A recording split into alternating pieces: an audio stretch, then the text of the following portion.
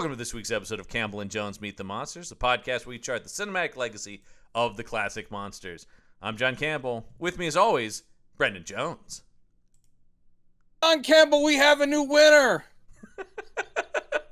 I believe this may be the worst film we've ever seen. Wow. Yeah, this is where I'm struggling. That was my hot take. Yeah, we literally just before we hit record, Brendan said I'm out of a hot take on this one. In some ways, yes. This is the thing where I have to start. That's what this show has done to me. I have to start adding caveats to the word worst. That's true. Because that's true. It's not as painfully bad as some of those Howling sequels in assaultive to my eyes, but to my brain, yes. Oh my God, this movie's horrible. Another hot take. I can't even remember the name of it, but was it The Rebirth, the 7th Howling movie, the one that's the whole movie? Yeah. I would rather watch that. I don't know. No, I would rather watch that than this. Here's the thing, folks. I think I see maybe where you're going with this. What do you get when you make a werewolf movie without werewolves in it? When you make a softcore Cinemax movie without any softcore sex in it, where you make a gay porno without any gay porno in it, and you make a social commentary drama with absolutely no brain in it, and then you also do a weird word search thing while you're writing the screenplay, where you basically tell your program every 5th word, replace it with predator. This movie is terrible because it doesn't work on any level. It doesn't work on horror level or eroticism, blah, blah, blah. But it's hinting at all of those. Well, I will say, it gives you none of it. It's boring. It is super boring. And it's only 82 minutes long. But that's the thing I will say about it that I think you were getting at.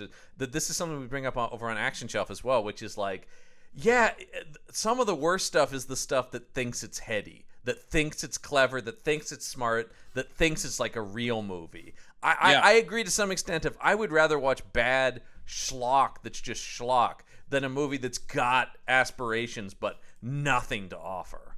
This is literally like a precocious 7-year-old toddling out wearing daddy's clothes. Yeah, it does. And you're like, oh, look at you. You're a grown-up. Oh, look at, are you going to your office, Mr. Worker Man? Well, it's the kind of thing where it's like, we're going to have a commentary, and we have one idea, which is, aren't Wall Street guys monsters? And then aren't the corporate kings, the yuppies, aren't they essentially monsters? Okay, I get it. Yeah. Great. Yeah. Right. Yeah. And it's just like, it just keeps making that point. There's really no, number one, it's extremely obvious what's going on all the time. Because basically every line of dialogue that these corporate guys have is, we're werewolves. It might as well be, right? Like the subtext of every single thing they say is, we are werewolves. And every single scene between the guy and his love interest Jesus Christ. is they're going to change you. I think you're changing. What happened to the guy I knew 2 weeks ago? Even though what I find hilarious about that is she literally went through the exact same thing with another guy. Through the exact same thing already. So with you would think that I just kept going. Wouldn't she just go like, well, fuck this then, like right away? And I don't. Okay, I don't like punching down. But I will say this person makes a lot more money than I do and has had a career. But if you ever watched Clueless, the movie or the TV show, and thought to yourself, that Alyssa Donovan is so cute. She's really talented and funny. She deserves to have a better career. Watch this movie. Yeah. She's, by the way, really on her IMDb, she was in that Justice League of America pilot that we often talk about how terrible it is. She's in that one? Yep. As who? Cheryl? I don't think she's one of the heroes. Obviously. Oh, no. I bet she's like somebody who dumps the Flash. Yeah. Because they're doing like a Friends thing. And I bet she's like, I like you, Wally, but you're just too lazy for me. Oh, man. You know what makes me sad is Michelle Hurd, who's on Star Trek Picard, who I love. Yeah. Oh, man. That just, yeah. Are you going to be okay? Yeah. I said, as we've often talked about, the only person who wanted to be there was Miguel Ferrer. That's correct. This comes to us, though. I want to say, you've got a hell of a movie, and you've got David DeCoteau directing it. When I saw that come up, it actually did. I was like, why do I know that name? I IMDb'd him, and this guy's had the most crazy career.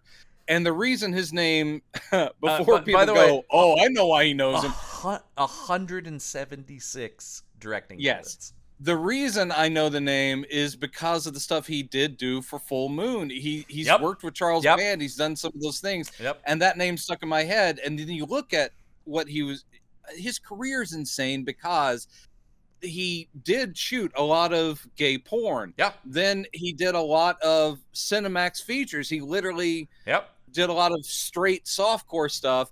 He did genre stuff like this. Oh God, like this.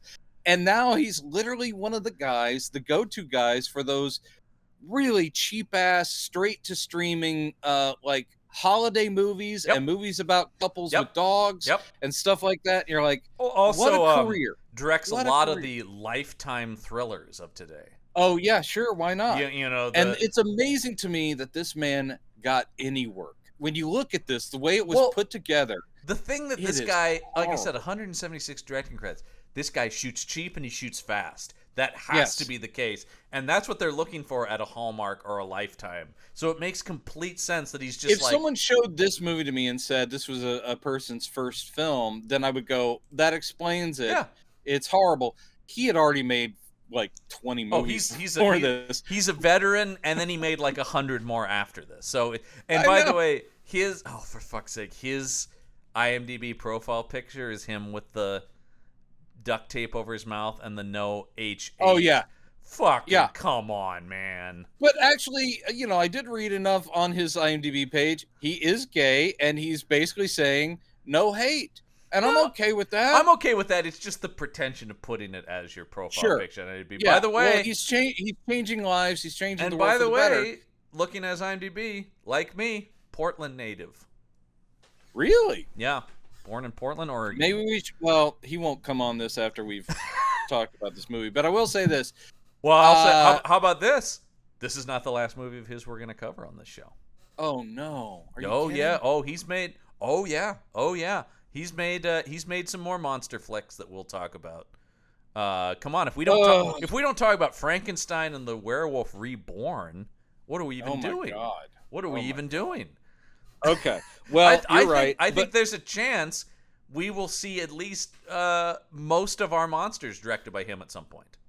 Oh God. Okay. Anyway, for the folks at home, because we dove right in. Yeah. We're talking about 2002's Wolves of Wall Street. This is one of those, we talk about this a lot over on the Action Shelf as well. When you Google a movie that's close to the title of something else, and Google is trying to help you by going, no. You meant Wolf of Wall Street. I thought about starting. Surely you meant Wolf of Wall Street. I thought about starting this podcast with going, Google does not want you to watch this movie. They really and it's true, because you type in Wolves of Wall Street and it goes, you clearly have made an error. You mean Wolf of Wall Street. You mean the great Martin Scorsese satire about, Wall Street brokers. Yeah, and I had to keep telling Google, no, I literally mean the 2002 movie. No, take me past this. I will say this, good on them. This isn't as, like we've mentioned, Asylum Pictures and things like that, where they cash in by naming something similar. This came out in 2002. Well before Scorsese's movie, yeah. I also was kind of shocked when I realized where this was in our schedule. I'm like, wait, this wasn't in response to that. This was but Wolf of Wall Street is literally like a phrase that's been around for a good while. Yeah, it's not like it Scorsese was the coined that. Screenwriter of this movie being clever and saying, what if a Wolf of Wall Street was actually a werewolf of Wall Street? And there were a bunch of them. David DeCoteau also directed an adaptation of The Pit and the Pendulum, which we covered on our Vincent Price show. Well, we didn't cover that version. No. Yes. But we covered the Vincent Price version, but he also adapted that. I'm sure it's good. Story. I'm sure it's good. Well, I bet there's also some blue light on it, and based on the poster for it, it's even cheaper than what we just watched here. Ooh, Jesus, that's saying a lot. It Because it you know what I looks love pretty is when cheap. we set a movie in downtown New York, Yep. Manhattan, Yeah. and if you like this one corner, you're gonna see it from every possible I angle do. because they only had one corner they could shoot on. They had one corner they could shoot on, and they do a lot of from that corner shooting up at the buildings. Like you never get the Times Square shot. You just get like, there are some skyscrapers, kind of, if you look. Yes. Oh Jesus. man. God, this Oh movie is man. Boy, oh boy, Let's oh boy. dive in and get it over with because this movie was horrible. Indeed, dive in. So yes, Wolves of Wall Street. Well, it starts out. What a grabber of a scene, am I right? Holy mackerel. I didn't know. I was like, what? I thought this was going to be a movie about brokers. And instead, what's this guy coming out of a building that we'll see 18 times from over and over? And he's got blood on his shirt. And he's running out. No. They're chasing me. The first of like 18 slow motion guy running down the street. Here's one thing I'll say that's really helpful. That I mean, every now and then a movie can be educational, and you're like, "Wow, I didn't know this. Thank you." Yeah.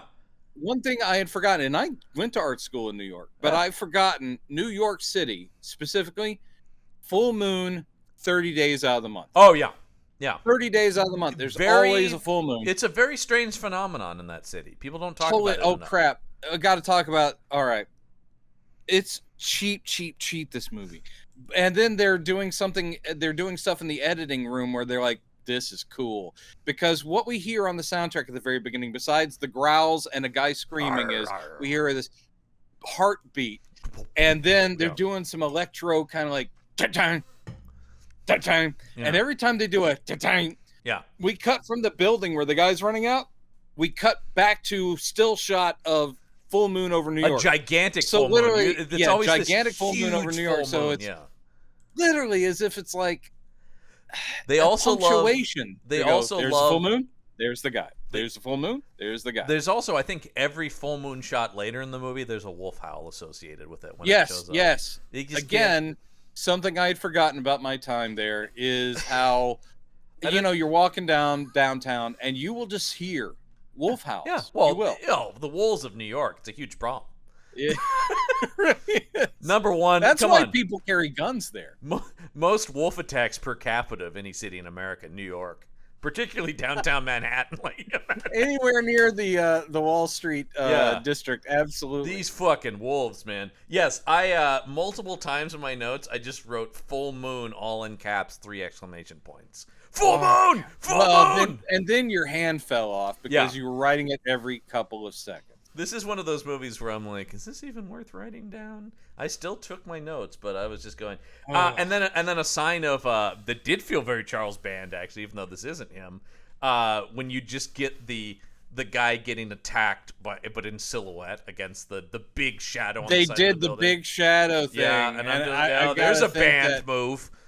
That DeCocteau, whatever his name is, like, you know what? I saw something. It was pretty effective. Did you ever see those subspecies movies? My mentor, I like man. That. I would rather watch Vampire Journals again than this. Oh, I agree about that. I agree about that. I actually think this is worse than any of the full moon movies. I'd rather watch any of the subspecies because, like we're saying, those are at least sillier. Those have a silliness to them. This thing is so serious. And boring. Well, that's the other thing, too. The big thing we got to talk about with this movie, right, is we often talk about monster design. Here's a movie that goes, guys, you're not going to get us because we have no monster design. Yeah. And I'll give them that. I can say this. It's not bad werewolf design because there is none. Bold filmmaking. What if the wolves didn't look like anything? Bold. Yeah, bold move. What if werewolves, I'm glad that a filmmaker finally addressed one of the biggest problems with werewolf movies, and that's the werewolves. Yeah, finally. Get that shit out of here, someone had the guts to say, what if people just shake and clench their hands, and then there's the slightest little, like they took an eyebrow pencil and drew some veins, some veins were coming in. That's the most you get for makeup in this movie. I thought when we were watching this, I was like, any second now, John's going to send me an email going, we're gonna skip this one because it's not really a werewolf movie. Um, But it is meant. They are meant to be werewolves. and they still play by like we get the silver and stuff like that. Yes, And the yes. full moon. They're still playing on enough werewolf tropes. I did kind of have that thought watching. I'm going like, no, but it is, and they want it to be part of that. They want it. They're trying to use that genre or the tropes of the subgenre. By the way, I'm just looking to see what this guy did do for Charles Band, and who could forget such classics as Puppet Master 3, Toland's Revenge. I have seen the Puppet Master movies. Yeah. At least I think the first 3. I may not have seen others. He did a Curse of the Puppet Master movie under a pseudonym. I find that hilarious. He did a lot under pseudonyms because again, the guy actually did work in hardcore porn as well. Yeah. But I just love the idea of like, I took credit for one of these Puppet Masters, but I'm gonna do another one. You're keeping my name off of it. Yeah, that's right. I have to see Teenage Alien Avengers. Come on, with a title like that. That does sound good. I will say he does have definitely some stuff that I'm going like, future Action Shelf episodes for sure. I have seen Beach Babes from Beyond. Classic. That was a classic on Cinemax in the early 2000s. What a great one! And he did do Lady Avenger, which is a horrible. Oh yes, yeah. That actually is a movie that before this, that's one you should cover on Action. That Shelf. actually has just come up regardless of this guy in discussion as a potential Action Shelf episode. There you go. Yeah, there that one. Because that you just can't get away. Well, actually, with the kind of backlog this guy has, Yeah. you will never escape David DeCacto. No, and also the other guy will never escape over in the Action Shelf, Eric Roberts. Oh, folks, he is here, and he is, as usual, the best thing in the movie because he actually is a good actor. But yeah. And also, he was the most paid because he's barely in this thing, too. He's the only person you know. That's not entirely true, actually. But he's basically the only person you know. And he's in it very little, so you're like, a lot of this budget went to him, didn't it? He escapes this movie. He kind of escapes everything. I will say, like, over on the Action Shelf, we're always like, I don't know, he's pretty good. Like, he's solid, weirdly. He's solid, but I just keep thinking... There has to be in his mind, and I wonder if he says things like this on set of like, hey, do you realize I'm saying basically the same thing every time I'm on screen? I mean, he has to say like, if I have to come up to a guy and say, you have to see what you want. Yeah. You stalk it, you grab it. Yeah. You're a predator.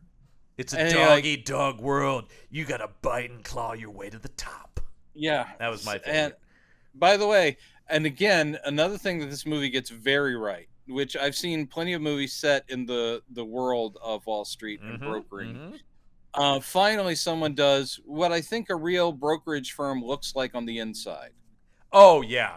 Yeah, like a scary old mansion. What essentially looks like a 17th century, fucking den. Well, they're antique furniture, and they're literally just sitting in these antique chairs, talking to people on the phone, doing lines that would have, like Oliver Stone would have never allowed into his movie. Of course not. Of course not. They're literally sitting there going, "Hey, I'm telling you, you buy 50 more of this, and you can trust me. I've never let you down. You always make money." Right? Okay, great. That is all the brokering dialogue you're going to get. And what was with the old TV set that was up there showing a blurry ticker? No idea. That was something out of Brazil. That was literally a prop from Brazil. Every scene of them selling stocks is the same thing. And it's like, come on, man. Don't you want to buy this? You can get all this money. And they've got the headsets. Yeah. This is right around the same time. And there's no computer desk or anything. They're literally sitting in antique chairs with phones to their ears, and then what looks like music stands in front of them. What the fuck is that? And the new hires walking around with papers, putting them on the music stands in front of them while they're going like, no, this one's hot.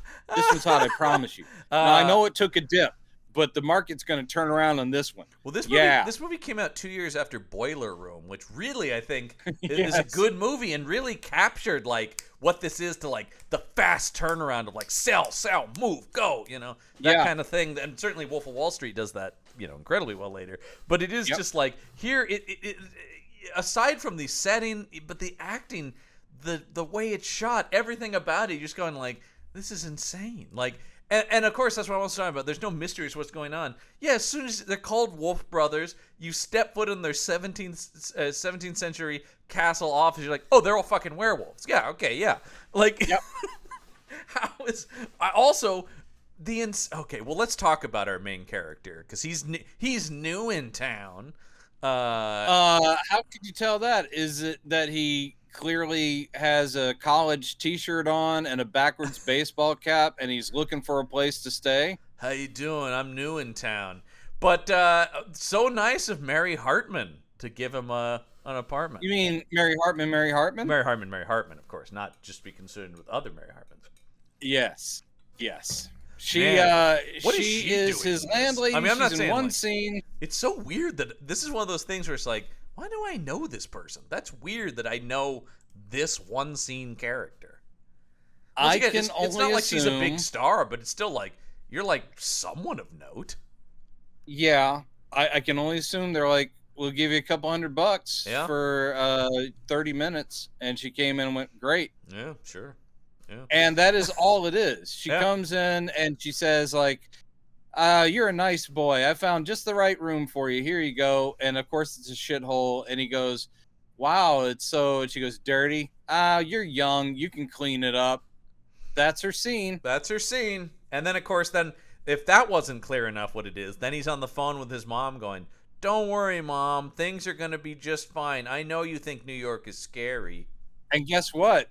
A police siren goes by exactly as he says that. Yep. Well, I just assume New York is just police sirens 24/7. They never stop, right? Well, actually, it is kind of. But anyway. Yeah, so this might as well be a Death Wish movie happening out there, though. There's just screams and gunshots and barking dogs and police sirens, right? It's this character whose name is Jeff. Is he Tyler? I thought he was Jeff. He's Jeff. Oh, he's Jeff. That's right, Jeff Allen. Sorry, yeah. Tyler got. I sometimes IMDb. But yes, William Gregory Lee, who is an actor who continues to work, and I do see him in stuff. I'm glad for him. This is not great. He's not good. This is one of those things too, where we talk about this a lot, where it's like, he's not good in this, but I don't know that this is really. I don't really feel comfortable judging his acting ability based on this, and he is not good in it. I agree, but also you gotta point fingers everywhere. The writing is unbelievable. Well, it's the thing about we talked about Elisa Donovan, who I've liked in other things too, and I have liked her in other things, mainly Clueless. But but here's the thing: no one comes out of this smelling like a rose. But he's the new kid in town, and then literally, the whole. By the way, the building that he gets the room in is the side of Wolf Brothers. Of course. It's the same building. They only had one corner, and they think if they shoot it a certain way, his apartment's going to look like it's in a different... No, this building is exactly the same. It's just on one side of it. Anyway, so he goes on job interviews, and this is how terrible this script is. He's literally going to, we assume, brokerage firms, and he's being interviewed, and they do a montage. This is one of those classic montage where they're like going, you have a very good resume, but all we can offer you is a secretarial pool. Right, because you have no experience. Yes, and he sits there, and we're supposed to feel for this guy who's in his nice new suit. Did he think that the way the business works is you walk in and going, I'm going to be a broker today. Will you hire me as a broker? But they do it, and I do love the fact that one of the people, there's like different hiring people because it's a montage. Yeah. Two of them are women in business suits. great. They're both middle-aged women. That makes sense. Then there's a guy who looks like he's probably 2 years younger than him. That guy cracked me up. He's like, bro, no. you have no experience. I'm sorry. I can only offer you the secretarial pool. And I was like, no way. no, he's actually fairly effeminate. But I will say it was just funny to me that this guy is like going, sorry, you just don't have experience. I'm like going, you got out of high school 3 months ago. You were the top of your drama class of circa 1999. What I wanted was for the actual CEO to come and go, Steve, stop using my office. That's that would have been the best. I told you not to do this in here anymore. I told you about pretending you're a hiring manager. Yeah, that would have been. That would have been. Now get me my coffee. Yes, sir. Right away, sir. No, it is hilarious that yes, he assumes they're just like, well, I just like the cut of this guy's jib, man. We'll just give him the job. He's got moxie. That is how he gets the job later. Well, no, that's the thing that's insane. Then is because. Logically, I'm going, well, that's nuts that Eric Roberts would just hire him. But because of this guy's warped mind, he just goes like, exactly what I thought would happen. A bartender recommended me to someone, and now on the advice of a fucking bartender. Who dated another one of the brokers, and that apparently the alpha guy has always had a crush on. Very bangable. Yes. Very Would you say that she's bangable? Yeah. He goes, I'm sorry, did I throw you with that question? It's a yes or no answer. Do you think she's bangable? And I think that's the first time when it's like, dude, you got to get a killer instinct around here. Yeah. We're predators. Yeah. Can't be afraid to say things like, I would have sex with that woman. that kind of locker room talk, fella. Am I right? Yeah, no, the thing is that our hero, Jeff, our hero in quotes, he's hero. upset because he didn't get a job the first day. Yep. And he goes to the bar, and the cute redheaded bartender played by Lisa Donovan, who I think flirts with him automatically. Like, she's not good. I think she's also just miscast in this movie because she's so sweet and like to be like the New York bartender on the stock exchange. And you're just like, but you're just cute. Scenes later she's when so she gets upset or afraid and is screaming, and it's nails on a chalkboard. Yeah. And it's just not good. I'm like, oh, no, wow. No. After 14-year-olds throwing a fit that sounded much more dramatic. Yeah, that's what I'm talking about, where it's just like, no. Stick to being, like, cute and funny and the Clueless stuff. By the way, this main guy was in an episode of the Clueless TV show. Was he? So they've worked together before. Yeah. That's great. Yeah. That's probably how one of them got the job.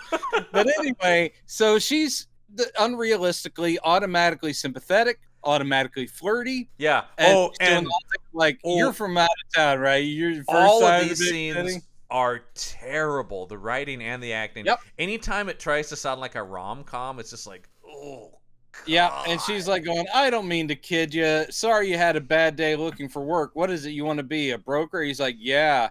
And she goes, why don't you go to Wolf Brothers? And he goes, well, they're only the biggest brokerage in town. I didn't even know they were in New York because they're all over the world. And she's like, well, I know people there, so just go there, tell them you know me. Yeah. Holy hell. And then boom, cut right to an interview with the head of the firm. Cut to an interview with Eric Roberts, the head of Wolf Brothers. Yeah. And again, all I can think is, this is where he works. It's literally like a drawing room from a restoration drama. And it's got all the quilted, like, antique chairs and this gorgeous... Actually, it's like they got time in a museum and no one was there. And DeCocto's like, hurry, finish. We're in this museum. We've got to finish up. I didn't think about this. We were chatting before about the movie The Devil's Advocate, which does all this stuff, but of course much better because it's a major film. But like the idea of what would the devil's business office, but it's not like this. It's like super expensive, but like kind of dark. Like it's all the subtly whole done. There is, even if he's going to have fancy stuff around, Yeah, it's still in this like modern aesthetic of like, yeah, he's got like I just like to antique throw. furniture in a super modern office, which is Yeah, but this is literally a dining room, Yeah. not even a conference room. And again, it's Eric Roberts walking around the table going, "Why should I hire you? Do you By the think way, you have what it takes?" And he goes, "I think I do, sir." He goes, "You think you do?" I sure Oh. like to try, sir. And he's like, "Man, I need someone who knows they can do it." He goes, "Well, I know I can do it. Ask me any question." By the way, Eric Roberts' character is Dyson Keller. Okay, Dyson Keller. Yeah, I guess I he's love not one of the actual Wolf brothers. No, I don't And think by the way, I don't think we it's actually Wolf meet. with an E. Oh, right, because otherwise it would be stupid. Otherwise, you would go werewolves. Yeah. I don't think we actually meet any Wolf brothers. No, we don't. I don't think we do. But I just love the like Dyson Keller. They thought like, yeah, that's a cool stockbroker name.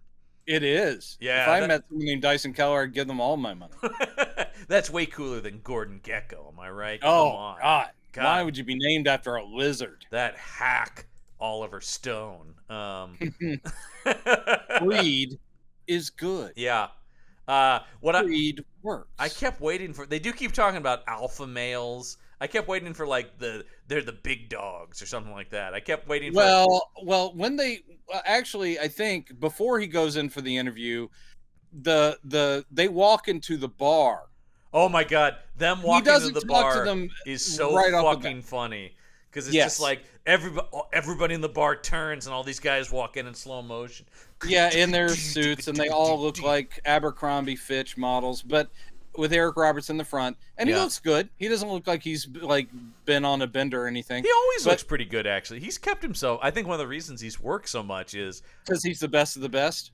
He's the best of the best. But I think he's a guy who hasn't fallen down that road as much as some, No, that's true.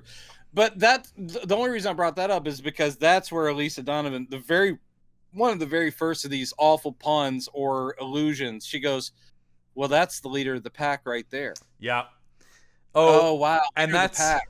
Yeah. That's about the first of 80 times they'll use the word pack, because he even says that here in alpha male in the interview. He's like, "Here we're a family, we're a team," and then he takes a pause and goes, "We're a pack." Wow. Wolves. Yeah. What is he getting at? Like I said, everything is just like, you just wanted to be like, beat, I'm a werewolf.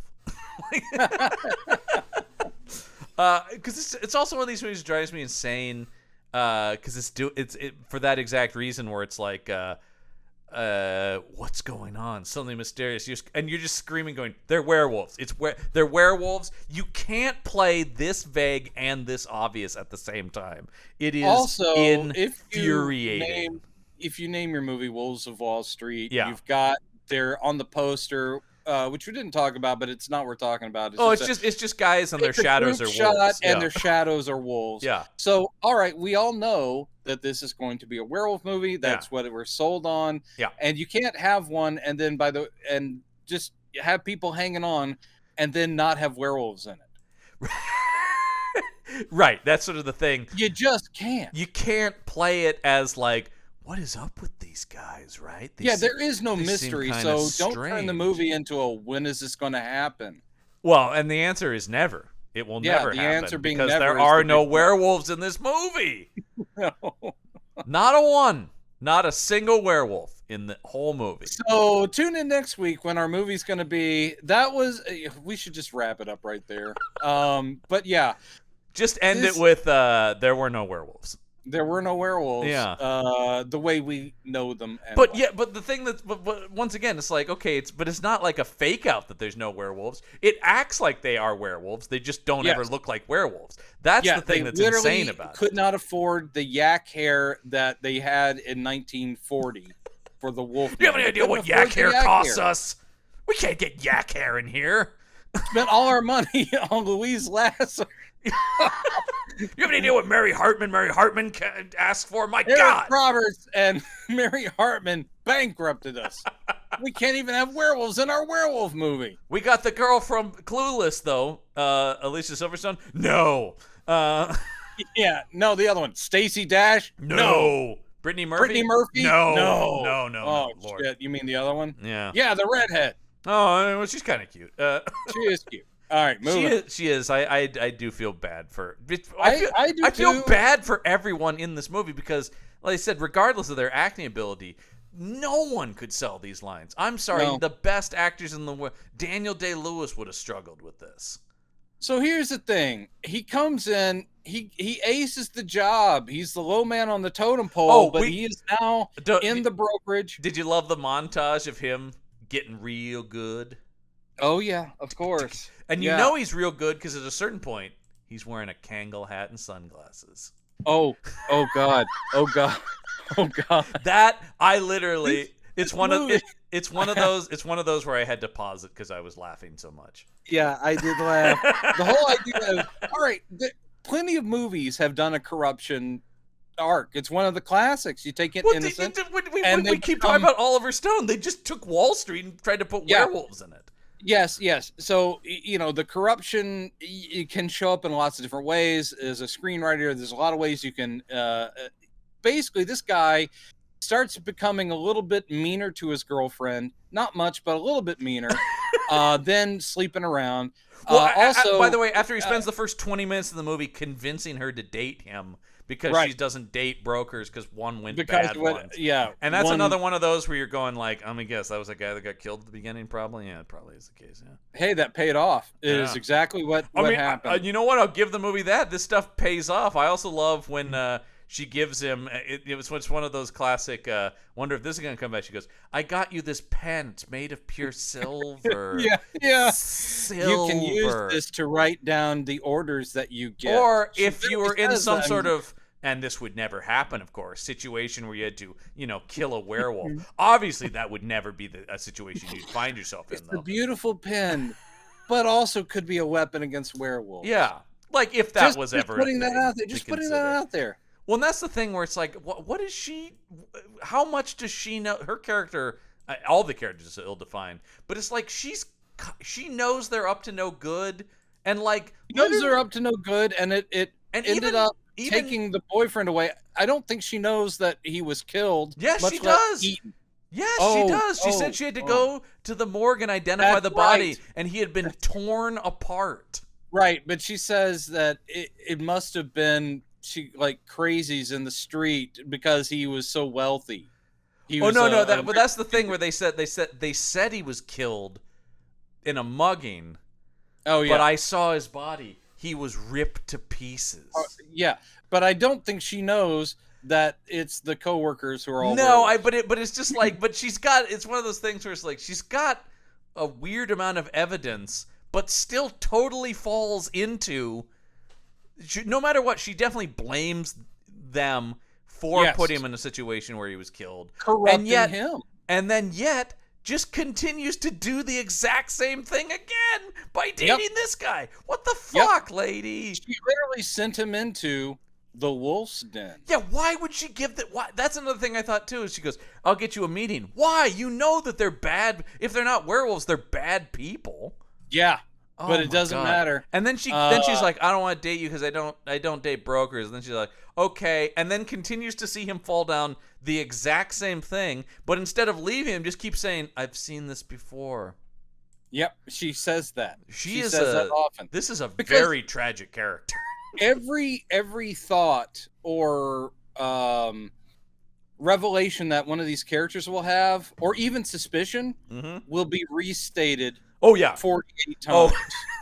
There is no doubt how anyone is feeling at any moment in this movie. You are constantly aware of what everyone is thinking and what they're doing and why they're doing it. And in case you miss that one, they'll catch you up again in the next scene.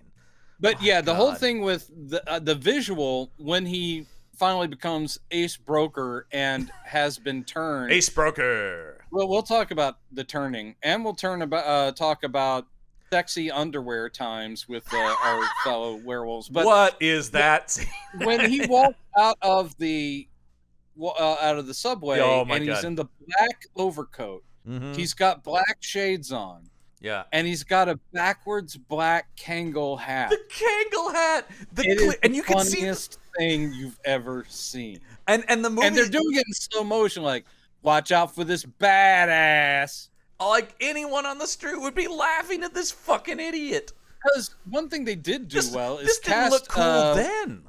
Cast a male model, handsome guy who does look like he came from like Idaho. Yeah. So in other words, they cast him well, which makes it funnier when he's supposed to be a badass urbanite wearing his William Gregory Kangol. Lee of Virginia. Virginia, there you go. There Fine. you go. Yeah. The Lees of Virginia, that's a Well, and like I said, actually, this guy has continued. family. What I kept going, what do I know him from? He's in 14 episodes of Justified. That's definitely what I know him from. Yeah. He plays one of the gangsters on Justified. Well, there you go. Yeah. But he was he plays Gordon Cooper in the Ryan Gosling Neil Armstrong movie. He works. Not like in not as like a leading guy and stuff, but he works. Does he still, in some of his scenes when he's supposed to be experiencing anxiety or panic, does he clutch up his hands and start shaking? I did his go-to. I do remember him doing that in some of the astronaut training scenes in First Man. Now that I and they're like, hey, less of the werewolf stuff, buddy. Hey, we're on the moon. This isn't Wall Street. Yeah, Gosling's like, that's pretty good. I'm gonna borrow that. Oh. Yeah. By the way, use that for Ken. Gosling. Do you think Gosling coming to him and goes, "Wait, I just have to. Are you the guy from Wolves of Wall Street?" I would love it if he was familiar with it, and he's like, "Wow, I don't usually do this, but would you sign this for me?" Yeah, I don't. I swear, I never get starstruck, but Wolves of Wall Street is a favorite of mine. Actually, I will say Gosling's probably lucky because he in his career at this point probably would have been up for this movie. Well, isn't he still supposed to be the Wolfman at some point? Yeah, he's attached to do that. All right. Maybe he'll call his buddy for tips. As soon as he's done playing the Fall Guy, which is what he's filming now. Which I can't believe how fucking excited I am for the revised lyrics to the theme song. Yeah, I've been seen with the girl from the Notebook. Yeah. Rachel McAdams. I don't mean to kiss and tell, but I've made out with Rachel McAdams. Yeah, I don't know. Yeah. Will there be some cheeky reference to him being married to Eva Mendes? I don't know. I hope so. Yeah, I can only hope. I can't believe the level of talent in that Fall Guy movie. That's all I'm saying. It's amazing. I'm all there. Yeah, I'm on board. And I'm also over here. I'm everywhere, man. Much like the titular Wolves of Wall Street. No, actually, they're just on Wall Street. Never mind. They're just on Wall Street. In fact, they're only on one little block. So if you avoid that block, you're going to be fine. It does. Yeah, it is kind of whenever they show like. Well, they don't do a good job of because there's no. The movie doesn't ever get outside of the world of the wolves, right? So there's one thing, like their one overlook scene, where they're up on something looking over a bridge towards the city, and you're like, oh, they actually went somewhere, and that's a scene where they all pee, and we get very subtle dialogue from Eric Roberts where he says, and he's like going, and one guy goes, I can't believe we're peeing off this thing. He goes, well, look at it. It's a city. I just marking what's mine. This is all mine. It was like, marking your territory. Yeah. Oh, how about later when he pees on our main character? Yeah, of course. And then you can't have a werewolf movie without peeing. And then says, I own you. Yeah. Or does he, though? Again, subtlety. Thy name is Wolves of Wall Street. Let's talk about because so he's doing a good job, but he's still a trainee, and so they're like, hey man, we work hard, we play hard, we have this big crazy party, but of course we have it in our office because that would be another set. So obviously we have to have it here. No, but we do bring in the blue floodlights. Anytime we have a party, we bring in the bright blue floodlights. And what are they serving at this? Steak tartare, of course. Yeah, they're like, it's a delicacy. It's not for everybody, but it's a delicacy. And the guy's like, oh, I don't think I want it. I don't want to eat it. Then later, guess what? Oh, then he likes it because he's been turned into I don't eat raw meat. And I thought the guy would go, you will. Like, the fact that they didn't, I'm actually surprised that they resisted the urge. It is pretty amazing that they held back for once. Yeah, it might be the only moment in the movie where they even remotely hold back. But then Yeah. at a certain point, Eric Roberts goes, "All right, the rest of this party is for brokers only. All you trainees got to leave." And so you're going like, "Oh, here's where the wolf shit's gonna start." Yeah. But And what instead, it something is, much weirder happens. and we get flashbacks to this, by the way. So if you missed this part of the party scene, Oh, don't worry, we'll see I'm it pretty again sure and you again. could walk out of the room for 20 minutes, come back, and the movie would catch you up.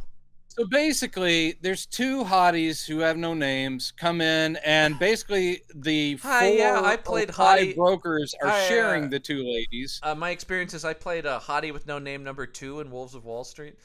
and they again, I don't know if this is intentional on the part of this director, but it's sort of like this one's for you gals because this movie doesn't give you any female nudity.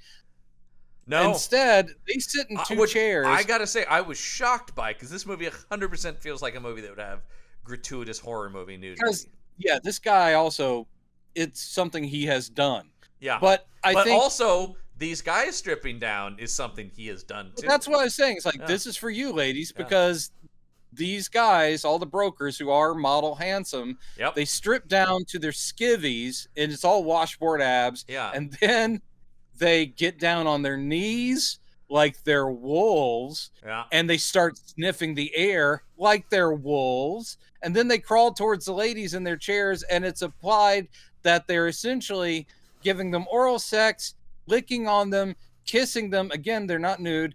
And then we cut to the outside of the building. We hear screams and growls, which means at some point they've eaten these nice ladies. For a split, I'm talking a split half a second.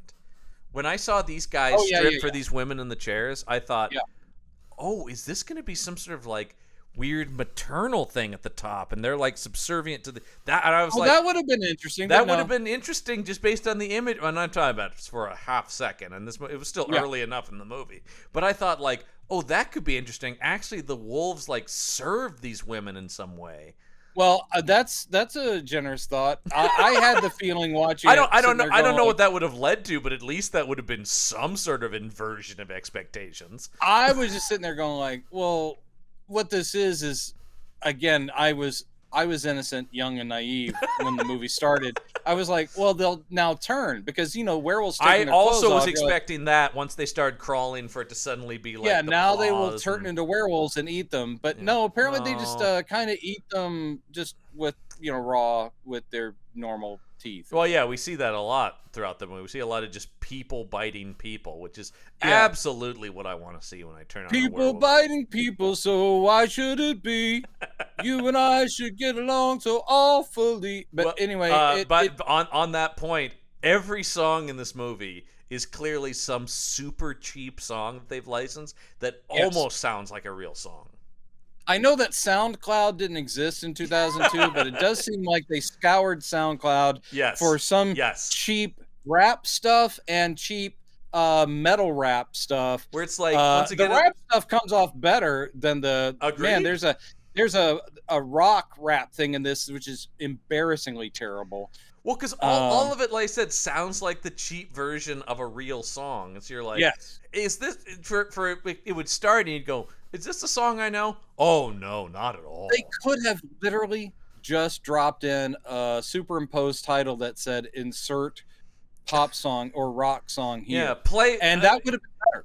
It's just like they're just like, you go ahead and play a song on your system. Yes, whatever you have, go ahead and play that. It'll be better than what we found. Than whatever we can afford.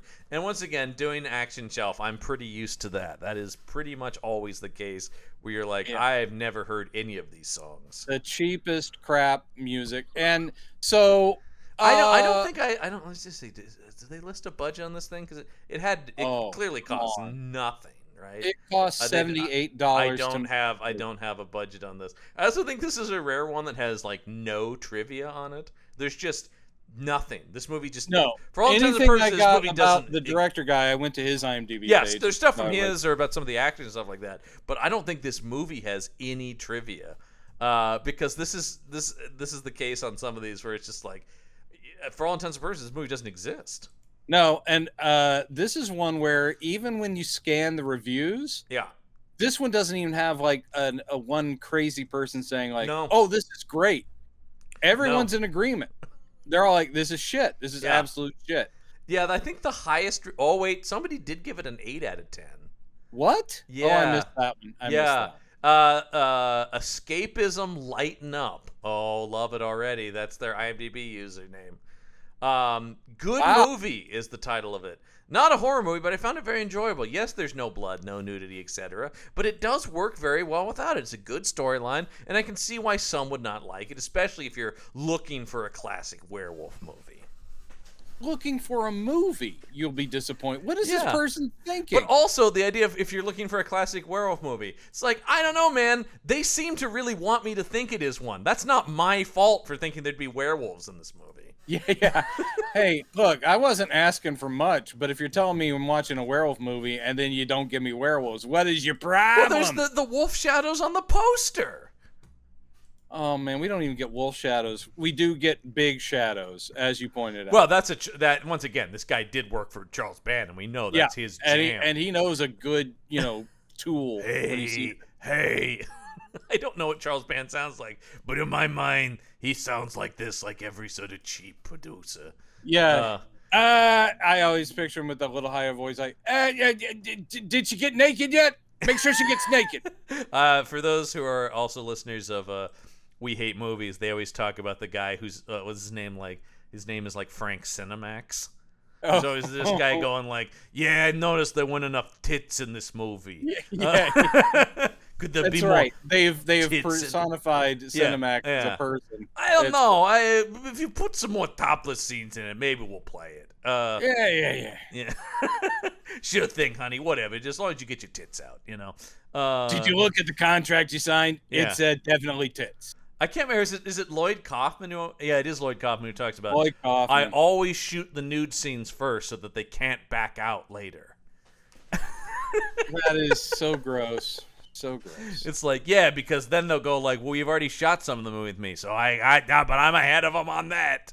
But again, let's restate for those listening to this: this movie doesn't give you any nudity. Even the guys stripping down their boxers. And also, I will say this: we talked about Charles Band. I would rather watch any film from Troma than this. Any one of them. Oh, absolutely. I'd rather watch Fat Guy Goes Nutsoid. Absolutely, because at least there's something there. Weirdly, as terrible as those are, there is like a schlock. I wish this movie was schlockier at the very least.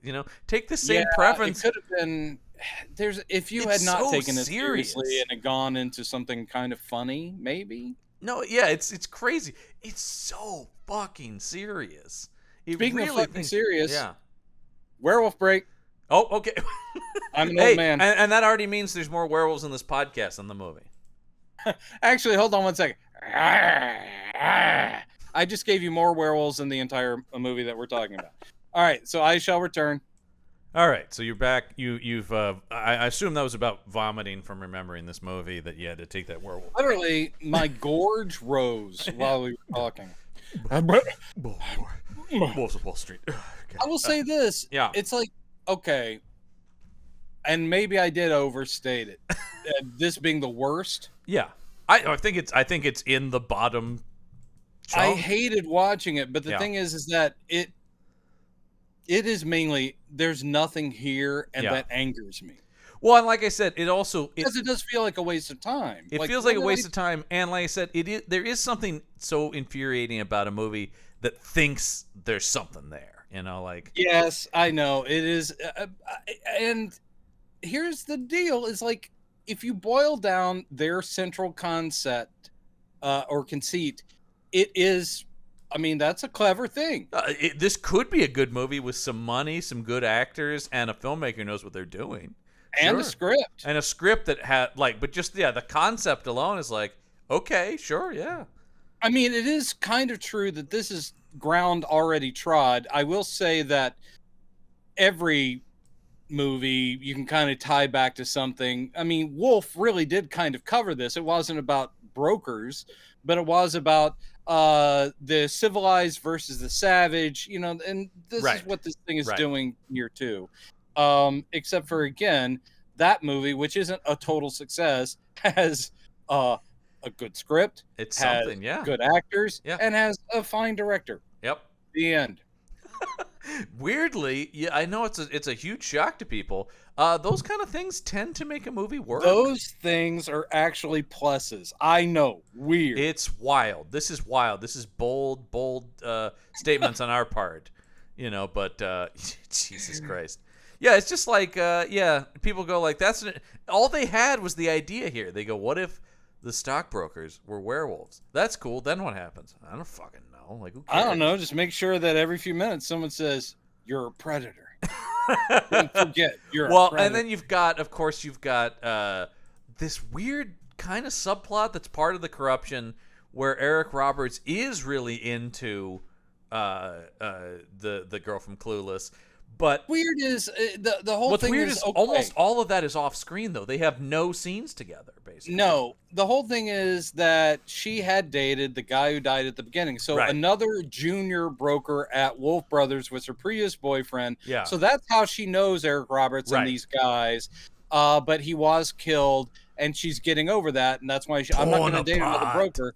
Then she ends up dating another broker, another newbie, and the whole thing. So I'm thinking, look, if Eric Roberts' character had been into her, why didn't he make these moves on her with the previous boyfriend? He did. She talked about he hit on her at the funeral. Oh, that's right. That's right. Yeah. So you're thinking, alpha male Eric Roberts, what's your problem? Why can't you?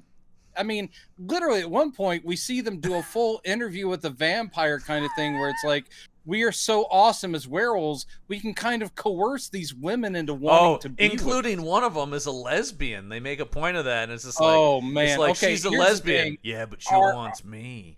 Our hero gets turned by the gang once he's proved himself as a broker. Yeah, they literally, and I think they're trying to be kind of sexy about it, but they all like lean in and just start chawing on his neck. And he's like, what's happening? And then he wakes up the next day and now he's a werewolf. And now he starts smelling things. Yeah. He's got the hyper senses. And when he and his best buddy werewolf guy, whose name I can't remember, and it's probably the guy at the top of the list on IMDb. Well, you know what's weird? It's not. It's not? Which one's the best friend dude? It's Vince. Oh, yeah, you're right. Michael Bergen, who was on Baywatch, was his big claim to fame. Nice. And that totally, he played J.D. Darius on Baywatch. Holy shit. And if you go to his IMDb thing, the first thing you see is a trailer for some Christmas movie he did. Yeah. And guess who's the female star of it? Oh, the Elisa Donovan? Yes. What is this weird connective tissue? Whoa. Okay, hold on. He's in, how about this? This is a different Christmas movie he's in. A Husband for Christmas, starring him and Eric Roberts, directed by David DeCocteau. That's it. It means DeCocteau is like people I've worked with. And yes, DeCocteau. Oh no, he's not behind this one that I found. The 12 Wishes. 12 Wishes of Christmas with Elisa Donovan. Oh wait, this one has a pretty good cast though. It's got Fred Willard and Gabriela Cartez and Michael Gross. Sure. I should point out, this guy does not appear to be the star of any of these Christmas movies. He's just in them. Yeah. Yeah. He was also on... I think he's the guy on the poster, though, isn't he? Or is that the other dude? It doesn't matter. Like we care. I'm very sorry I do think it's really interesting that they just keep working together, though. Yeah, it is like, oh, hey, remember Wolves of Wall Street? Wasn't that fun? Yeah, I don't even think David DeCocteau has anything to do with Eric Roberts. Eric Roberts is in every movie anyway, it's true. Odds are they were gonna work together a few times. I literally, just for a friend, I shot his kid's bar mitzvah. Eric Roberts showed up in that. Well, we do have a theory on the action shelf that he just wants to spend every day of the rest of his life on a film set. That's just it. And our joke on there is that if he sees a commercial filming somewhere, he pulls the car over and gets in the shot. Yeah. He goes, "What is it, Sprint? Yeah. Sure, whatever." Yeah. Eric, no. You were in a Verizon one last week. It doesn't matter. Can't I just show up in this one? I gotta get this number again, because the number of movies on his IMDb. You said it was like 170 something. Oh, that was DeCocteau directing. Oh, right. Eric Roberts acting credits 631. What the with another 106 listed as upcoming. What the Yeah. fuck? Yep. He just keeps doing stuff. And I'm sorry that I'm cussing so much, everybody. I'm sorry. That's what Eric Roberts does to me. I grew up in the streets. Well, No, and he does like 30 to 40 movies a year, right? And one of those will be a real movie. Like that's the thing that's that's always amazing to me about it. He's just like, what the fuck? He's in all this, and then you're like, oh, he's in Dark Knight, like. Yeah, and kills because he is a good actor. Like holy shit, he has done almost twice the amount that John Carradine did. Yeah. And I thought John Carradine was one of the big ones. I think he was. Carradine only did 350. Yeah, but Carradine didn't come up in the straight to video. That's the thing true. That really the made for cable straight to video. That really is what pumped that number up for Roberts. You're absolutely correct. And like I said, because he is good and is somewhat of a name, anyone will use him. Why wouldn't you? I mean, he's literally. Did he win, or is he just Oscar nominated? I think he was just Oscar nominated. I don't think he actually won. But he's an Oscar nominated actor that will show up in the worst shit imaginable. He just doesn't care. He'll just be in any. I mean, to a certain extent, I have some respect for just being like, yeah, man, it's just a business, and I just work as much as I can. Like, I kind of get that. I think we all are like, we all have a view of film as being like, well, you want to be in stuff of high art. He's like, yeah, I'll probably, by happenstance, just law of averages, I'll end up in something great. But in the meantime, man, let me just keep doing stuff. I like making movies. I'm just gonna keep doing it. And I will say, he generally is pretty decent in everything, even if it's bad. He's like, it is a thing where he's not checked out really in this. He should be. He's not. It's not like he would have every right to be. Not like that action shell thing you showed that I was forced to watch with John Cusack, where I'm like, oh yeah, where John Cusack. You can tell that John Cusack is giving literally 8%. He literally will never take off his ball cap and sunglasses. And that's not the only movie where he literally does most of the scenes from inside a car where he rolls up, says something outside of a window, and I think our running thing about Cusack is he always literally has a leg out the door of the soundstage. he's perpetually leaving the set. Yeah, and then I'm going to say my lines and bye. God, I saw him at a Comic-Con once, and he looked like that. Yep. And he was just stoically signing shit. He gets turned into a werewolf guy, and he starts smelling. You smell that? That's the pheromones. Yes, that's him and his buddy walking around, and they see two women on the street, and he goes, you can smell when they're attracted, when they're turned on. You can smell when they're afraid. Yeah. It's like, that's a cool thing. He goes, tell me what you smell. He's like, this is like Interview with a Vampire. This is like the Louis and Lestat scenes. And it's just as good. It's just as good. He's like, those two right there that are walking towards us, what do you smell? And he's like, well, that one right there, I think she just broke up with her boy. How are you smelling that? How are you smelling that? That is crazy. And it's like, and she's horny. She's looking for something. And he goes, what about her friend? And goes, nothing. And then the guy goes, she's gay. And this is where I was like, guys, I know you're trying to be clever, but here's the thing. Being gay does not turn off your pheromones, okay? Well, I'm sorry. Nor do your pheromones admit that you've just broken up with someone. No, you certainly can't get that out of it. That's the thing where it's like, what are you doing? Are they telepathic now, too? Is that also part of this? So this is one of those things where the corruption's also, even that at the early days of him being turned into a werewolf, they're like, you're part of the pack now, you're one of us, you're going to party with us, and you can have anything you want, including all these women. Mm-hmm. And he's like, no, thanks guys, but I love Elisa Donovan. Yeah. I'm true to her. And then like, you don't gotta be, man. She'll never know. And you take what you want because you're a predator. By the way, I don't know if we've said this before. Turns out you're a predator. It doesn't make sense. I love this too, where they go, man, monogamy is for humans, and you're something more than human now. Yeah. Stop thinking like a human. You're more human than human. And then Rob Zombie leans in and goes, you can't have that. Yeah. You can't have that. I'm suing this whole production. Oh, wait, you don't have any money? Then fuck it. Yeah. Suing it for craft services. Yeah. I'm taking all of your goldfish. And what do you got over there?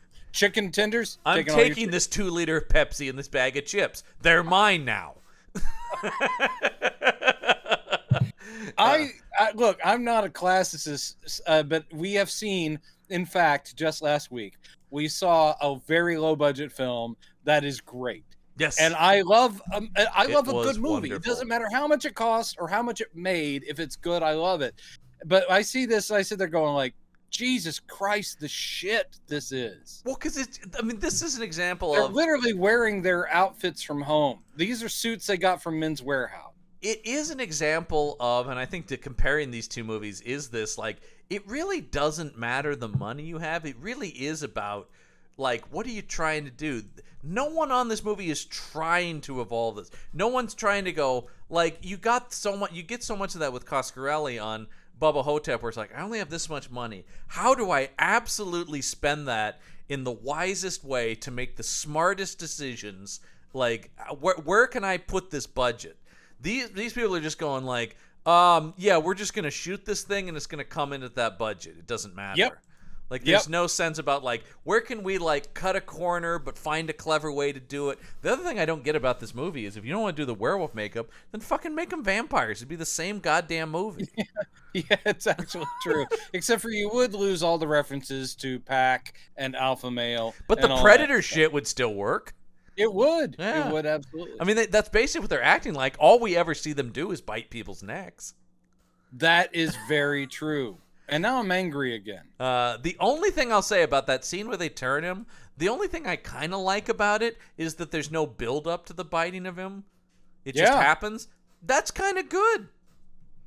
Ish, sure. I mean, it is faint praise. But I just thought, oh wow, they bit him. Oh, I thought it'd be more of a, they bit him. Now he's going to be a werewolf man. maybe, kind of, sort of, I guess. Technically speaking, he's a werewolf, I suppose. But he starts getting corrupt. So like the two ladies on the street, the friend's like, yeah, it doesn't even matter if they don't know us or aren't even attracted to us. It doesn't even matter because we're so powerful. Our pheromones as werewolves, man, we can get anybody we want. Well, because it's just like, but she's gay. Take the ladies. She's gay, but she wants me.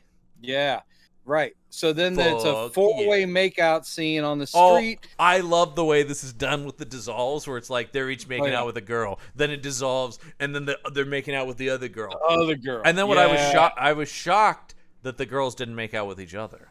Me too. I was waiting for that, and then I was sitting there again thinking of the director's like, and now the guy's gonna make out? I thought they should have. I thought there should have just been every combination there. Well, they continued to, even though this friend character, he becomes kind of important and becomes literally like the cheerleader of our hero, wanting him to be good, wanting him to be an awesome werewolf, and he's like, I believe in you, man, you're great. I just want you to be a better class of werewolf, man. Yeah, but you could be a great fucking werewolf. No background. It's like the reason I couldn't remember his name is like, what's the how about but what is the point? Let's rip this Band-Aid off. He's the alpha. Yeah, there's a twist that comes up. You're assuming because Eric Roberts is the head of this group, that he's the alpha male. Basically, the whole thing is, at some point, he's like, the girlfriend's like, "You're horrible," because he treats her like crap. I do like the scene when after he comes back from having sex with those women, and she's left all the message on his answering machine. He's just laying there staring stoically, and she's like, "I'm so worried about you." And then the next time he sees her, he's like, "What is that I smell?" And she's like, "What?" And he goes, "You were with somebody." What? You were with specifically. He smells Eric Roberts' cologne. Yeah, but it leads to that where he's like going, "You were with Dyson," and she's like, "No, I wasn't. You're crazy." And he goes, "I can smell them all over you. Did you guys do it?" And then she goes, "No, he wanted to, but he didn't even kiss me." So she admits that he's hot for her. He's coming for her, but she's being faithful. Meanwhile, he's being a piece of crap. But also, doesn't that kind of argument? Yeah, like you were talking about, doesn't that then kind of defeat the whole thing about our hormones are so powerful that anyone will be with us? That's what I was saying. Is like, if Eric Roberts wanted her, why wasn't he able to he should have been able to scoop her up. You right know there what? at You the know what I funeral. needed? You know what I needed? A drop line about how she has some sort of damaged nose, smell senses or something like that. Or what I would have loved if it turns out that not only is Eric Roberts not the alpha male, he's actually the weakest one of them, and he's like, I sure wish I were like you guys, the way you could just get chicks off the street. He's the runt of the pack. Like, come on, Runt of the pack. guys.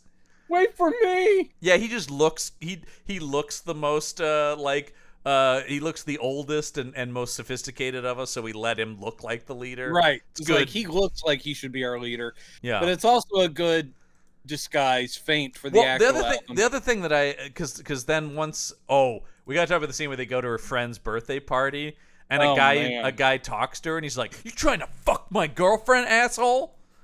It is such a good scene, and I bet for a little while this actor probably had this on his reel. Yeah. And he shouldn't have.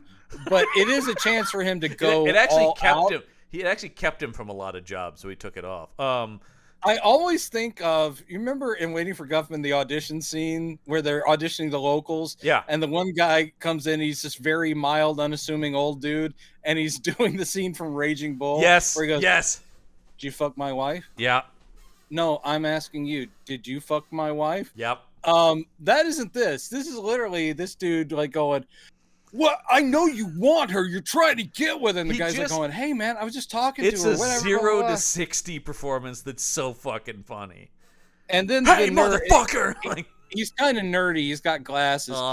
He goes outside, and when she's like, "You are ruining everything. Get out of here with your yelling," he walks outside, and now nerdy guy with glasses has a group of 3 friends. He's like going, "You want to talk about it now?"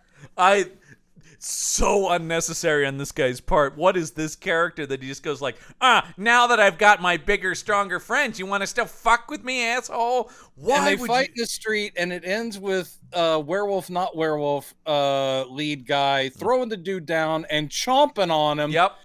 And then Elisa Donovan walks out and is like, "Oh," and she sees the blood on his mouth. She's like, "This is really fucked up." And then he chases her down in slow motion. Also, so let me ask you that question: is Nerdy Guy a werewolf now? Man, maybe so. I smell a sequel. Hey, I was waiting for that. No, sorry, those were my own pheromones. Sorry. No, I always get those confused. It's either me or a sequel. I can never be sure. No, the thing though, I would have loved at the end of the movie if it's that guy and suddenly he's got like, and he's just like, next time. You know? No, instead we do get kind of a indication that the lead werewolf isn't dead, right? Sort of ish at the end of the movie. Do we? Yeah, there's like did they quite get him? Anyway. I actually don't recall that. Yeah, I don't know. I was so ready to turn this motherfucker off. It's real faint. Like they pan to his supposedly dead body, and then you see the full moon and you hear a growl. Oh. Yeah. I guess. It's very faint. I don't know. Like, that's just one of those. Basically, at some point, she and he figure out. It's this scene because after that whole thing happened, she's like, this is when she tells him about the ex that was torn apart, and this when he's like, okay, I don't know how to get out of this. Maybe we need to break up because I can't, put you in danger like this. There's a scene where he literally assaults her, like he's killing her in their apartment. That's this scene, yeah. That's the scene. And then what's funny, or not funny, you're just sitting there going like, how does the writer justify this? He wakes up the next morning and we are led to believe he may have killed her. Yeah. And instead she's sitting on the floor next to the door. She's just holding on to it. She's awake. Yeah. And she's got like a slash across her throat. Yeah. Is she a werewolf now? I don't know. But anyway, but she didn't leave. Like, let's say good, he didn't kill her. Why is she just sitting there like, I'll just wait. And then she's literally going like, yeah, that's what she goes. She's like, we need to talk about what happened last night. You mean when I tried to murder you? Because this is the thing I can't figure out. They seem to be going with the like, wait, what happened? I can't remember. But that hasn't been the case with these werewolves up to this point. Nope.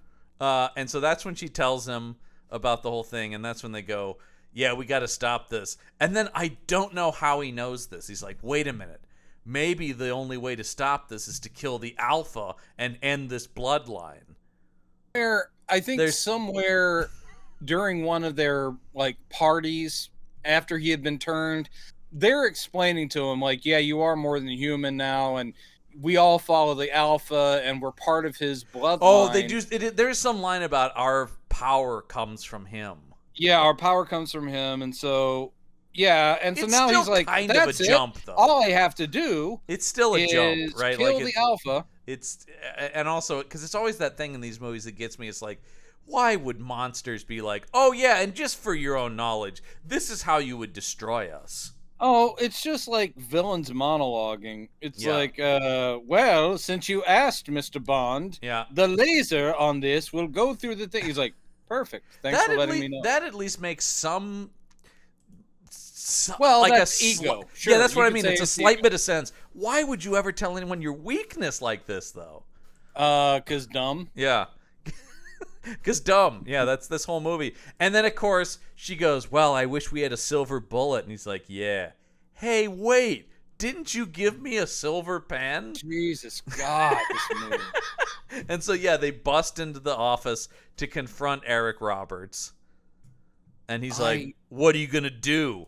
And I'm going to stab you with this pen. Yep. And Eric Roberts is like, cool, that'll get me out of this movie and on to my next film. I gave her my heart, and she gave me this pen. Well, which I will now use to stab you. In the heart. See, it all comes around. See, yeah. Well, if only the lead character of this were Lloyd Dobler, who's now been turned into a werewolf.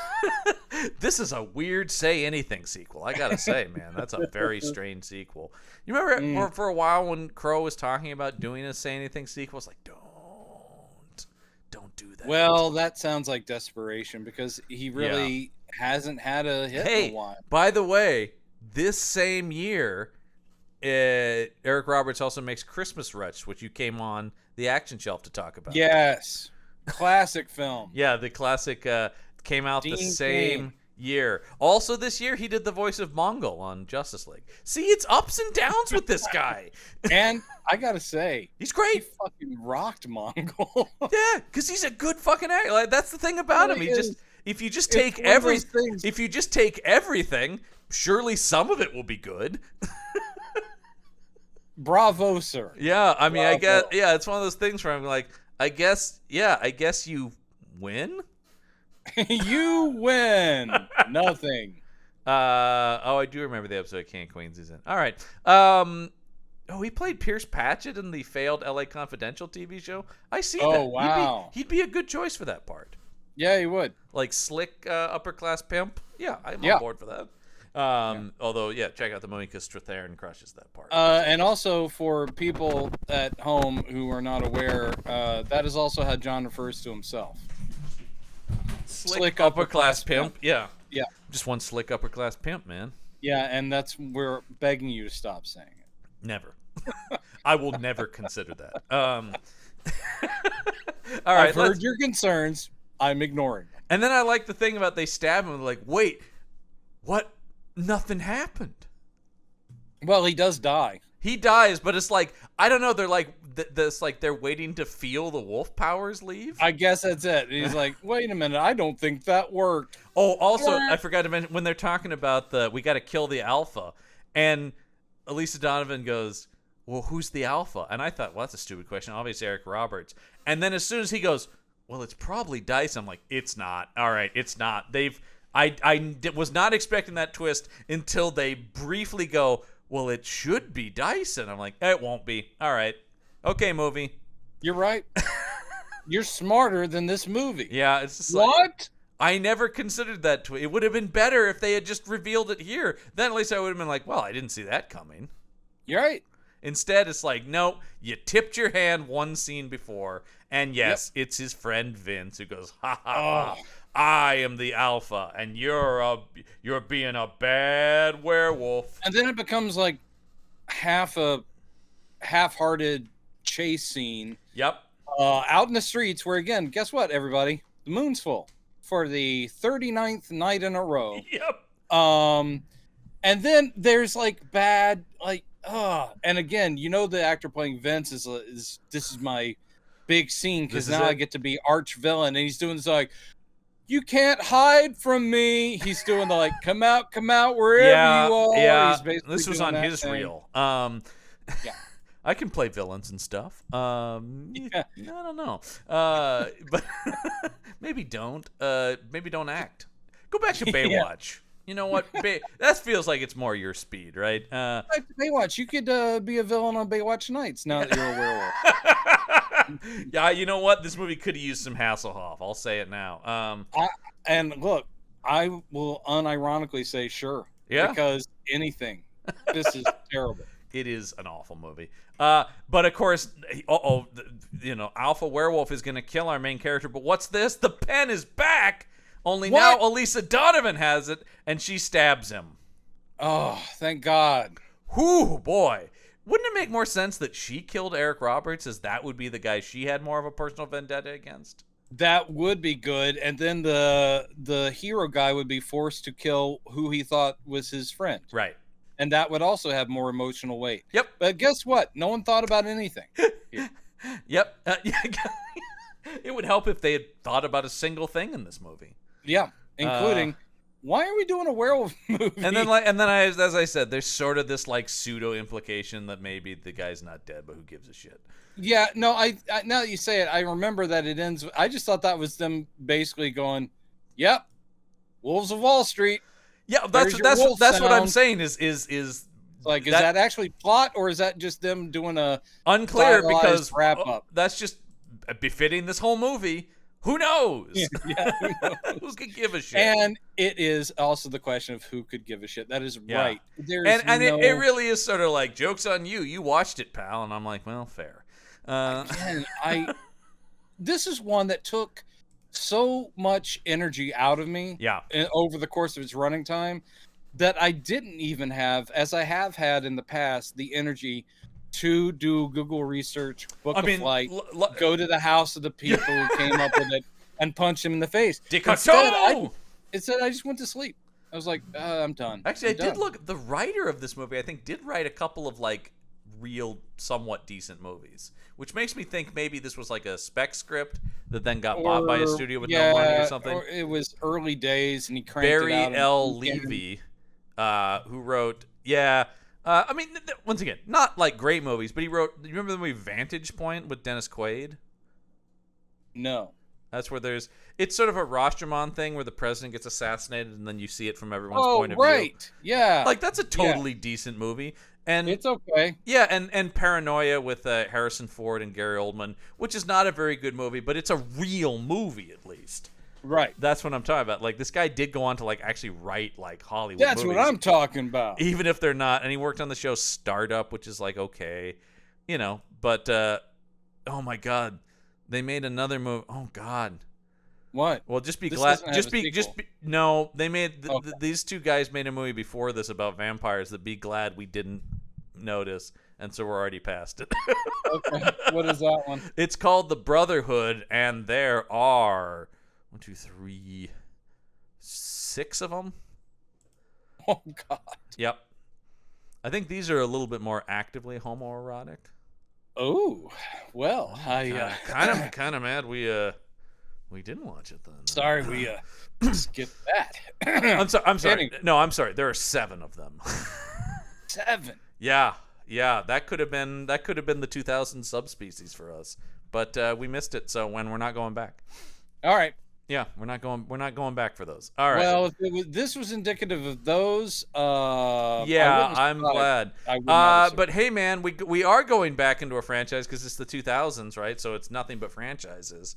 Yep. And this movie, I'm sure, will be horrible that we're watching next week, but it can only be better than this, and that is Dracula 2 Ascension. That's right. Finally, it's the sequel to Dracula 2000. So weird that they do Dracula 2000, then Dracula 2, yes, and then Dracula 3000. Yep. But I will say this: it has legitimately one of my all-time favorite actors in it, Roy Scheider. Roy Scheider, the great Roy Scheider. Roy Scheider couldn't be slumming it more than in a fucking straight-to-video sequel. Do you think he's gonna look like thin and sick? Maybe. Well, I'm looking at him here. He is playing the Cardinal. He does look very old. Mm. But that feels like I'm sure it's also one of those things where it's like he's in at the beginning going like, I hear tale of vampires somewhere. You better go look into that. Also, returning to the fold for us, Jason Scott Lee is our lead in it.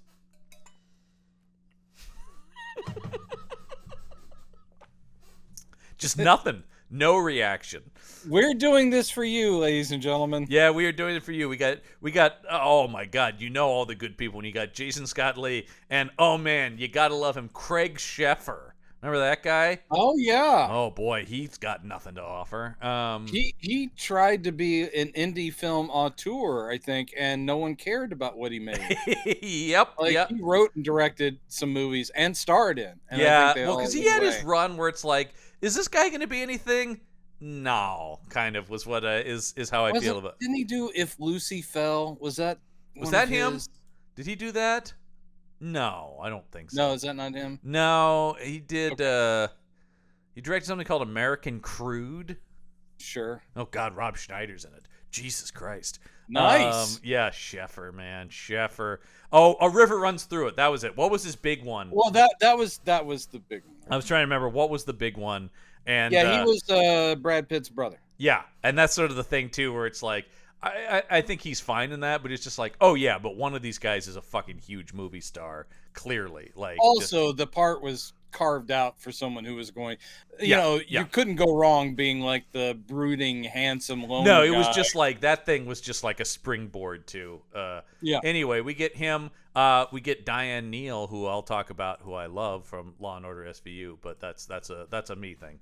It's going to be terrible. It's going to be terrible. It's going to be terrible. And I tell you this, John. I tell you this. Yeah. And I know I'm supposed to watch these movies all the way through, but if at any point they have Roy Scheider say something like, "You're going to need a bigger crucifix," I'm turning it off. I will turn it off.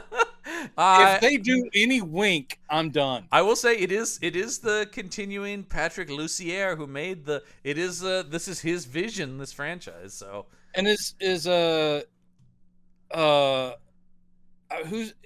Dracula? That's a good question. Stephen Billington. I don't know who that is. Okay, so they didn't bring back the. Gerard is gone. Yeah. Yeah. This guy looks like. like. Oh, it was Gerard. It was like the dude. It's like that's how that movie made no impression. This guy's got a. Oh, I'll just say this. Just looks wise, we're gonna have some problems with this guy. I would say he's modeled more like Spike from Buffy. He's got the platinum blonde hair and the long black coat. I hate everything. Then he looks like what I would think of Dracula's looking like. Anyway, that's next week on the show. Moving on to next week where we have to talk about that movie. But that is going to wrap things up for this week's episode of Campbell and Jones Meet the Monsters. Can't believe even on the shorter end of our show, we still managed to get about 90 minutes out of this movie. It's amazing. Unbelievable, because there's no movie to talk about. There is no movie here. That's the thing. As bad as Dracula 2 will be, I'm sure it will be a more cohesive film than this at the very least. So. Shut your mouth. I'm asking for it there. But that's going to do it for this week's episode of Campbell and Jones Meet the Monsters. I'm John Campbell. I'm Brendan Jones. And remember, there are such things as monsters. John, are those your pheromones? No. That's a sequel. Oh.